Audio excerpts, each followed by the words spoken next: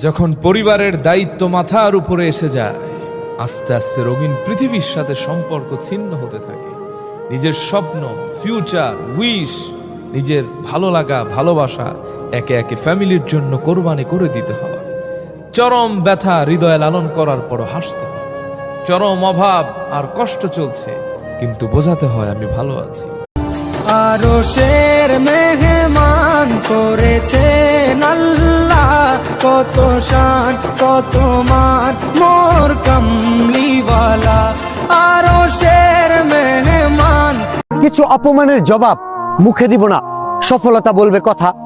কথার আঘাতে কষ্ট দিয়েছো যারা, বুঝাবো কথার কত ব্যথা। সবার কথাই স্মরণ আছে, কিছুই বলি নাই। সময় সুযোগ পেলে হিসাবটা বুঝিয়ে দিতে চাই। কষ্টগুলো জমা রেখেছি, কাউকে বলি নাই। আমার আমিটাকে নিয়ে আজ স্বপ্ন দেখে যাই।